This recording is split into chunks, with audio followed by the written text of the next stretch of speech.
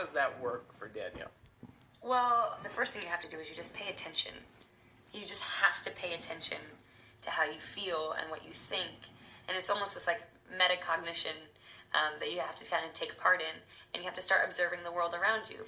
And I remember one time I was really anxious because it was a 65-mile-an-hour speed limit zone, and everyone was going 60, and I was so frustrated because I was like, why are we not going the speed limit? And so I was just observing the feeling of anxiety, and that ended up becoming one of my favorite lines in this poem, where I talk about trying to save the space for my dad. I don't remember the day that you left. I just remember more room to play hide and seek in Mom's closet. And you were not my first choice for a poem, but since I started calling God Father, I found it's really hard to get to know him when the word Dad is as strange to my tongue as awkward words like ointment and moisture. I avoid those words at all costs. And I don't remember the day that you left. But on the day I learned you wouldn't be returning, I hung a noose around Disney romance, watched its last breath kick the air while it hoped for some part of me to still believe that this paperweight heart could hold down a man. My mom did her best to never speak of its death, but there were moments she folded so easily, bookmark pages we were never meant to read, hard when it's written on goodnight kisses, wishing us ignorant for our future husband's sake, but for her sake too. And there were chapters we were torn between missing and hating you, but she wouldn't let us rip like that. Did her best to play dad, to play you dead, to plant a garden on your grave. It's not her fault she had to bury you alive. It's no wonder why. She loves so disoriented now. She spent our lives trying to figure out how to fit your footprint with her heels, how to make her mouth mock crescent moons until we'd be happy enough to forget you.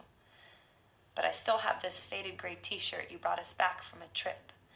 It sits at the bottom of a drawer next to the last time I admitted any of this.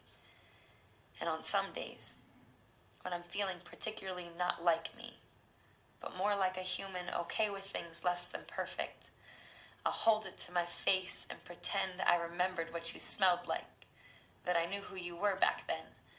All I know now is who we are because of your absence. Mom said that you loved us, made excuses for you, you excuse for a man. When I got my tattoos, I realized something you never did. Had to stick around for something you believe in, even when it hurts like hell. So I've been halfway embracing the next man who's been waiting in line for your place in my life, but I've been saving your space, anxious like going 60 in a 65, but I don't think you meant to park again. I think you meant to stay and drive. I'm sick of choking on your exhaust fumes when all I wanted was a goodbye and less awkward interactions with good guys. So this is my need poem. No, this is my I needed you poem. This is me showing you how I bleed a poem. I slice a finger, press it to the page, because I know that seeing my DNA splayed might be the closest I come to seeing you again. This is my ointment and moisture poem. A decade too long of cringing at words never meant to harm, of loving like dictionary, letting far too many find their definition in me for the chance that they'll stay. I'm giving your name away.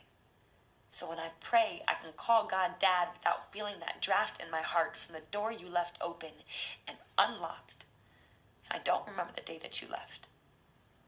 I just remember the beginning of feeling unprotected, and how, at some point in this poem, I think I heard a door shut. Some part of me came home.